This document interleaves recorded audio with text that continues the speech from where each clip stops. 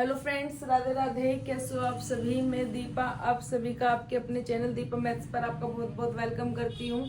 जैसे कि गाइस आप सभी को पता है, दीपा मैथ्स चैनल पर हम मैथ्स की जो है कंप्लीट बुक कर रहे हैं और उसी के साथ साथ जो है यूपीएसआई, दिल्ली पुलिस और ग्रुप डी एग्जाम्स के जो है प्रीवियस ईयर सॉल्व कर रहे हैं। तो आज हमारा जो है रेशो एंड प्रोपोर्शन चल रहा है, जो मतलब अनुपात और समानुपात है। और आज इसका जो है शानदार टॉपिक चलेगा। आज हमारा है आय व्यय पर आधारित प्रश्न। तो आज जो है हम आय और व्यय के जो है आधारित प्रश्न देखने वाले हैं। सभी ये क्वेश्चन जो है हमारे हर एग्जाम्स में देखने को मिलते हैं। आइए देखिए फर्स्ट क्वेश्चन क्या है हमारे पास। रीता और गीता प्रतिमाह क्रम से 6,000 रुपए और 8,000 रुपए पाती है।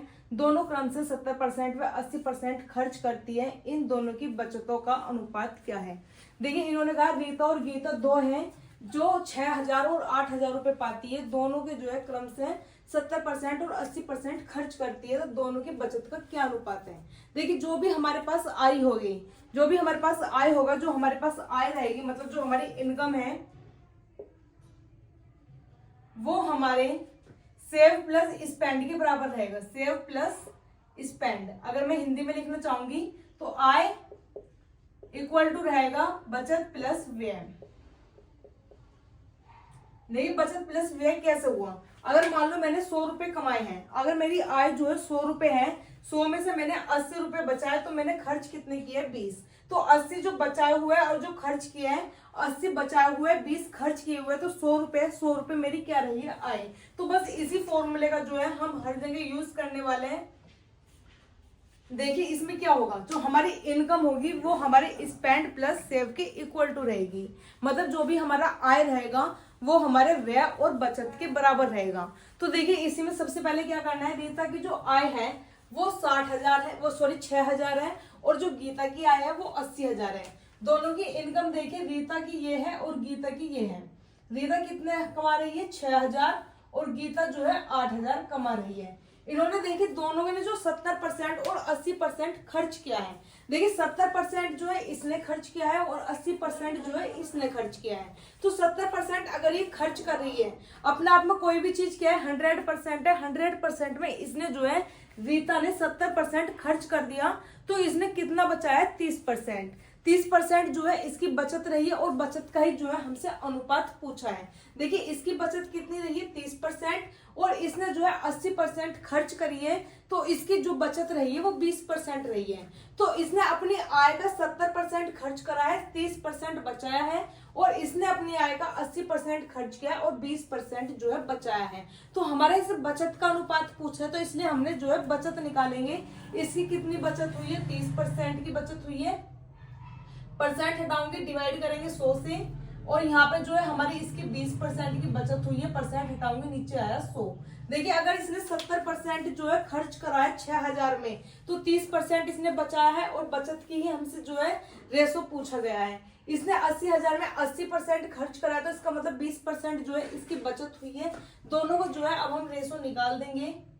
100 कट आउट हो जाएगा, 100। यहाँ पे ये 3 जीरो 3 जीरो से कट जाएंगी, ये 1 जीरो 1 जीरो से कट जाएगी। कटिंग करूंगी 2 के टेबल से, ये कटिंग होएगा 3 पे। 3 3 9, और यहाँ पे कुछ नहीं है 8। तो जो इनकी बचत का अनुपात रहेगा वो हमारे पास कितना आ गया? 9:8। ये हमारा जो है इसका बिल्कुल करेक्ट आंसर रहने वाला है। देखिए इसी तरीके से जो है हम बिल्कुल सभी क्वेश्चंस जो है बिल्कुल अच्छे से डिटेल में शॉर्ट मेथड के साथ जो है सोल्व करने वाले हैं। सेकंड क्वेश्चन है हमारे पास, राम और श्याम की आय में 3:2 का अनुपात है तथा उनके व्यय में 2:1 का अनुपात है। यदि प्रत्येक 4,000 रुपए की बचत करते हैं तो राम की आय क्या है? देखिए दो आदमी दिए हैं, राम और श्याम, दो पर्सन है, राम और श्याम। उनकी जो आय है, जो उनकी इनकम है, वो 3:2 के अनुपात में है। देखिए इनकम कितनी है इनकी? ये राम है और ये श्याम है। इसकी इनकम जो दी है 3:2 दी है। इन्होंने पूछा है, उन्होंने बोला है कि उनके व्यय में जो है 2:1 का अनुपात है। जो इनका स्पेंड हो रहा है वो कितना हो रहा है? 2:1। ये हमारे पास स्पेंड आया है, ये हमारी इनकम दी थी। तो इन्होंने बोला है कि जो इनकी बचत है दोनों की जो है 4,000 रुपए, दोनों की बचत कितनी दी है? 4,000 रुपए। देखिए अगर ये इसकी इनकम है 3 रुपए, 2 रुपए इसने खर्च किया, तो हमारे अकॉर्डिंग इसने कितना बचा लिया? 1 रुपया। ठीक है, यही तो है। इनकम में से अगर मैं खर्च कर दूंगी तो जो मेरे पास बचेगा वो मेरी सेविंग बचेगी। 2 रुपए इसकी इनकम है, 1 रुपया जो है इसका मतलब खर्च हो चुका है, तो इसके पास कितना बचा है 1 रुपया। हमारे पास 1:1 मतलब कि दोनों कितने बच रहे हैं हमारे 1:1। ये हमारे पास क्या आई है, सेविंग आई है। ये हमारे पास किसका रेशो है, सेविंग का। देखिए यहाँ भी 1 है, यहाँ भी 1 है। इन्होंने बोला प्रत्येक जो है 4000 रुपए बचाते हैं। हमारे अकॉर्डिंग प्रत्येक जो है 1-1 रुपए बचा रहे हैं। हमारे अकॉर्डिंग दोनों 1-1 रुपए बचा रहे हैं और इन्होंने कहा है 4000 रुपए जो है बचाते हैं। तो 1 बराबर किसके हो जाएगा, 4000 की। राम की आय पूछी थी, राम की जो इनकम है वो कितनी है, 3 की वैल्यू जो है हम निकाल देंगे। 4 3 12। अगर 1 4000 के बराबर है तो 3 जो है 12000 के बराबर हो जाएगा। ये हमारा इसका बिल्कुल सीधा सीधा जो है आंसर आ जाएगा। नेक्स्ट क्वेश्चन देखिए, नेक्स्ट क्वेश्चन है हमारे पास थर्ड। 2 व्यक्तियों की आय का अनुपात 5:3 है, जबकि उनकी व्यय का अनुपात 9:5 है। यदि वे क्रमशः 1300 रुपए व 900 रुपए बचाते हैं तो प्रत्येक की आय बताइए। देखिए 2 व्यक्ति, इस बार से फिर से है, उनकी इनकम दी है। इनकम जो दी है वो दी है 5:3। आगे बोला है उनका व्यय मतलब जो स्पेंड है, उनका खर्च का अनुपात दिया है वो दिया है 9:5। और जो दोनों बचा रहे हैं वो 1300 रुपए और 900 रुपए बचा रहे हैं। देखिए इस वाले पैटर्न से करा, एक इस वाले तरीके से बताया, इसे थोड़ा दूसरे तरीके से बता देती हूँ। दोनों जो है एक ही तरीके से हमारे हो सकते हैं, तो आपको जो है दोनों तरीके समझ में आ जाएंगे। दोनों तरीके से जो है आप क्वेश्चन कर सकते हैं। तो देखिए इसको दूसरे तरीके से कैसे करना है। अभी जैसे कि हमने एक फॉर्मूला स्टार्टिंग में दिखाया था कि इनकम इक्वल टू होता है सेविंग प्लस स्पेंड। जो भी हमारी आय है वो व्यय प्लस खर्च के बराबर रहती है। तो देखिए अगर मेरे पास आय कितनी है 5:3। 5:3 का मतलब क्या होता है 5/3। इसका मतलब क्या हुआ 5/3। ये हमारी क्या रही है आय। अब इसमें जो है जो हमारे पास बचत हुई है, देखिए अगर मैं आय में से बचत घटाऊंगी तो मेरे पास क्या आएगा, खर्च का रेशो आएगा। ये रेशो जो है मेरे पास दिया हुआ है, खर्च का रेशो दिया हुआ है। अगर मेरे पास इसमें से मैं 1300 रुपए घटा देती हूँ, क्योंकि इसकी बचत कितनी है 1300। अगर मैं इसकी आय में से 1300 रुपए खर्च मतलब हटा देती हूँ तो मेरे पास जो है 9 बचेगा। 9 मेरे पास क्या रहेगा, इसका रेशो रहेगा। तो इसी तरीके से देखिए 5x और 3x, इसने 1300 रुपए जो है अपने बचाए हैं और इसने जो है 900 रुपए बचाए हैं। अगर इसकी मैं इनकम में से, इसकी आय में से 1300 रुपए जो बचे हुए हटा देती हूँ तो मेरे पास क्या आ जाएगा, इसका खर्च आ जाएगा। ऐसे इसके पास जो 3x आय थी उसमें से मैं इसके बचे हुए जो सेविंग हटा देती हूँ तो इसके पास जो आ जाएगा, इसका खर्च आ जाएगा, स्पेंड करा हुआ। तो दोनों का स्पेंड का जो रेशो दिया है वो कितना दिया है 9/5। 9:5 का मतलब क्या होगा 9/5। तो हमने देखिए इनकम में से सेविंग हटाई इक्वल टू स्पेंड के बराबर रखा, इनकम में से सेविंग हटाई इक्वल टू स्पेंड के बराबर रखा। तो ये हमारे जो है आय खर्च के बराबर आया। इस क्वेश्चन में हमें क्या करना होता है, क्रॉस मल्टीप्लाई कर देनी होती है। जब भी हमारे पास बीच में इक्वल टू का जो है सिंबल होता है तो हमें क्या करना होता है, क्रॉस मल्टीप्लाई कर देनी होती है। देखिए अब इसमें क्रॉस मल्टीप्लाई करूंगी, ये पूरा जो है एक ब्रैकेट है 5x माइनस जो है 1300, ये हमारा पूरा 1 है। ऐसे नीचे ये वाला पूरा 1 है। तो जब हम 5 की मल्टीप्लाई करेंगे वो 5x में भी करेंगे और 1300 में भी करेंगे। तो देखिए 5 5 जो 25x और इसकी इसमें करूंगी 6500। ऐसे इसमें 9 3 जा 27x और 9 9 जा 81। अब देखियो ये 25x प्लस में है। जब भी हम प्लस से इक्वल टू के साइड में लेके जाएंगे तो वो हमारा माइनस में जाता है, माइनस वाला जो है प्लस में जाता है। ऐसे डिवाइड वाला मल्टीप्लाई में और मल्टीप्लाई वाला डिवाइड में। तो ये इधर प्लस में है, इधर माइनस में जाएगा। तो 27x में से 25x जब मैं माइनस करूंगी तो मेरे पास इधर बचेगा 2x। ऐसे ये कितना है हमारे पास 8100 है, मतलब 8100 है। 8100 में से जो है मैं 6500 जो है घटा दूंगी तो मेरे पास कितना आ जाएगा 1600। ये मेरे पास कितना बचेगा 1600। अब देखिए x की वैल्यू कितनी आ गई मेरे पास 800। ये कटिंग हो चुकी है, x की वैल्यू कितनी आ गई है मेरे पास 800। अब इसने क्या बोला था, प्रत्येक की आय बताइए। देखिए इसको हमने क्या माना है 5x, जो हमने यहाँ पे रेशो में लिखा था। तो ये जब हमें रेशो से हटाएंगे तो 5x और ये हो जाएगा 3x। ठीक है, जब भी रेशो में से हटाते हैं तो उसके साथ कोई भी कांस्टेंट वैल्यू जो है हम रख देते हैं, तो इसीलिए मैंने इसमें क्या रखी थी, x रखी थी। अब देखिए x की वैल्यू मेरे पास कितनी आई है, 800।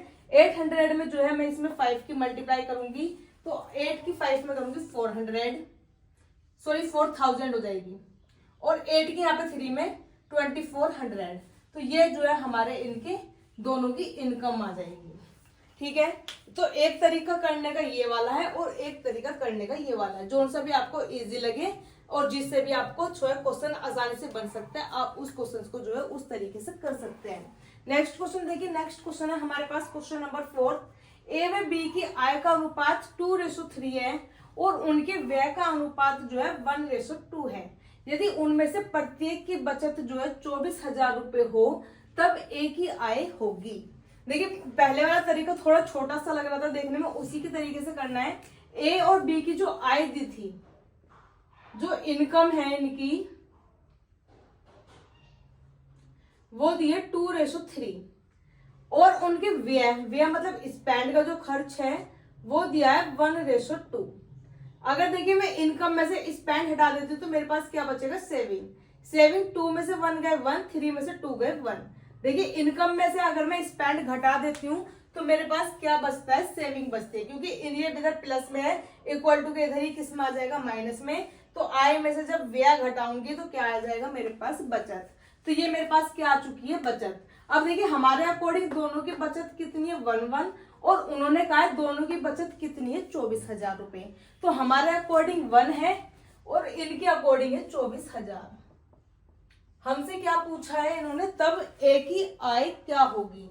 देखिए ए की आय कितनी है, 2, इनकम कितनी है ए की 2, तो 24 की इसमें मल्टीप्लाई कर देती हूँ तो कितना आ जाएगा, 48,000। इसका सिंपल सा जो है आंसर आ जाएगा। नेक्स्ट क्वेश्चन देखिए, नेक्स्ट क्वेश्चन है क्वेश्चन नंबर 5। यदि गिरीश का वेतन हरिशंकर के वेतन से 4/9 गुना है और शिरीष का वेतन हरिशंकर के वेतन से 5/6 गुना है, तो गिरीश व शिरीष के वेतन का अनुपात क्या होगा।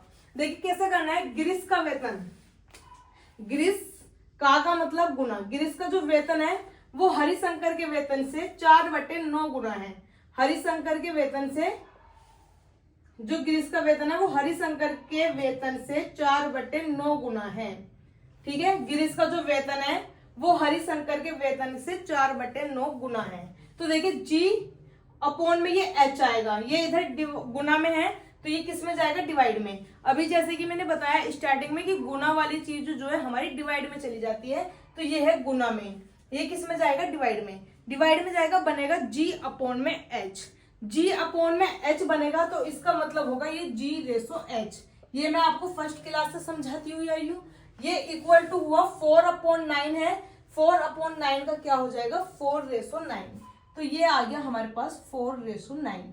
नेक्स्ट वाली लाइन पढ़ते हैं। और शिरीष का वेतन, जो शिरीष है उसका जो वेतन है वो हरिशंकर के वेतन से 5/6 गुना है। ठीक है, अब ये फिर से हमारा डिवाइड में जाएगा तो S/H बनेगा। S/H हमारा क्या होगा, S/H। ठीक है, इक्वल टू 5/6 का मतलब होगा 5/6। 5/6। अब देखिए यहाँ पे मैंने हर बार जो कंडीशन बताई थी, जब मैंने आपको खंडित वाले क्वेश्चन कराए थे कि खंडित अनुपात में किस तरह से चेंज करना है, वहां मैंने बताया था कि ये जो क्रॉस होता है ये वाला वो सेम होना चाहिए। अगर यहाँ पे H लिखा है तो यहाँ भी क्या होना चाहिए, H ही होना चाहिए। तो इन दोनों क्रॉस को जो है हमें इक्वल करना है। ये इक्वल कैसे होगा, H हमारा यहाँ है, ये H हमें इधर लाना है। ये हमें कैसे लिखना है, पलट के लिख देना है। अगर मैं इस वाले को पलट के लिखूंगी तो H जो है यहाँ बनेगा, S यहाँ बनेगा। अगर मैंने यहाँ पे पलटा है तो मुझे यहाँ भी पलटना पड़ेगा। ये 6 इधर हो जाएगा, 5 इधर हो जाएगा। अब देखिए हमारी ये वाली लाइन क्या हो जाएगी, बंद हो जाएगी। अब हमने इस वाली लाइन को जो चेंज करके यहाँ लिख दिया है और हमारे ऊपर जो लिखा है G/H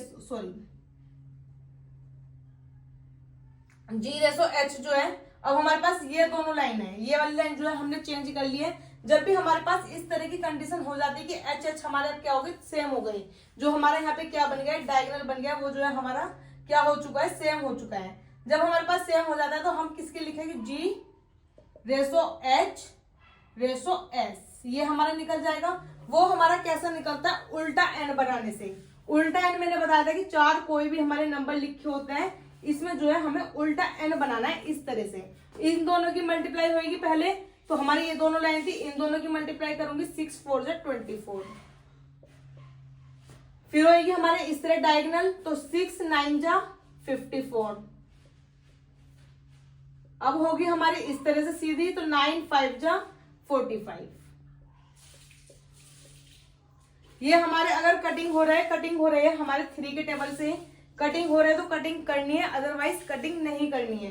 तो ये 3 के टेबल से 8 पे कटिंग हो जाएगी, 3 के टेबल से 18 पे कटिंग होगी, और 3 के टेबल से 15 पर कटिंग होगी। तो G ratio H ratio S मतलब गिरीश अनुपात है हरिशंकर, अनुपात है शिरीष। इनका दिया है 8 रेशो 18 रेशो 15। हमसे किसका पूछा था, गिरीश और शिरीष का। गिरीश मतलब G रेशो S जो है हमसे पूछा गया है। G रेशो S का मान मतलब बीच वाले का नहीं है, G कितना है 8 और S कितना है 15, तो 8 रेशो 15 जो है हमारा इसका बिल्कुल सीधा सीधा जो है आंसर आ जाएगा। नेक्स्ट क्वेश्चन देखिए, नेक्स्ट क्वेश्चन है हमारे पास क्वेश्चन नंबर 6। X, Y व Z का वेतन का अनुपात 15:3:8 है। यदि Z को Y से 3,960 रुपए अधिक मिलते हैं तो X का वेतन क्या होगा। देखिए 3 आदमी है, इसमें 3% दिए हुए हैं, X Y Z। 3 जनों में जो है पैसे बट रहे हैं, और जो इनका रेशो है, रेशो लिख लेते हैं, कितना दिया है 15 रेशो 3 रेशो 8। अब देखिए इनका जो है ये क्या दिया है, हमें वेतन दिया है। इन्होंने बोला है अगला, यदि Z को Y से 3,960 रुपए अधिक मिलते हैं। देखिए Y को Z से क्या, वो सॉरी Z को Y से 3,960 अधिक मिलते हैं। हमारे अकॉर्डिंग Z को 8 मिल रहे हैं, Y को 3 मिल रहे हैं। हमारे अकॉर्डिंग कितने ज्यादा मिल रहे हैं, 5। हमारे अकॉर्डिंग Z को Y से कितने ज्यादा मिल रहे हैं, 5। हमारे अकॉर्डिंग 5 मिल रहे हैं, और इन्होंने बोला है 3,960 रुपए जो है ज्यादा मिल रहे हैं। तो हम एक की वैल्यू निकाल देंगे, एक की वैल्यू हमारे पास आ जाएगी 792। ठीक है, अब हमारे पास कितना बोला है इन्होंने, X का वेतन क्या होगा। X के वेतन के लिए जो है हमें 15 की जो है वैल्यू निकालनी है। तो 792 की 15 में मल्टीप्लाई कर देनी है। देखिए 792 की जो है हम 15 में मल्टीप्लाई करेंगे, तो हमारे पास देखिए जब भी 15 में मल्टीप्लाई करनी होती है तो 15 में मल्टीप्लाई करने की ट्रिक क्या है। एक ट्रिक देखिए कितना लिखा है, 792 15 से मल्टीप्लाई करनी है। तो देखिए जब भी हमारे पास जो भी नंबर है उस नंबर में जो है हम 0 लगाएंगे, 7920। ठीक है, अब जस्ट इसका आधा लिखेंगे, 2 से डिवाइड करना है, मतलब कि 3960। आधा कर दिया, इन दोनों को जोड़ देंगे, 0 6 2 8 9 9 18, कैरी गया 1, 7 और 3 10 और 1 11। तो कितना आ गया हमारे पास 11880। तो यही जो है हमारा इसका बिल्कुल सीधा सीधा आंसर हो जाएगा। ये हमारी 15 की जो है मल्टीप्लाई करने की ट्रिक भी है। ठीक है, नेक्स्ट क्वेश्चन देखिए, नेक्स्ट क्वेश्चन है हमारे पास क्वेश्चन नंबर 7। महेश का वेतन सुमित के वेतन से 12,000 रुपए अधिक है। यदि महेश व सुमित के वेतन का अनुपात 7:4 है तब सुमित का वेतन होगा।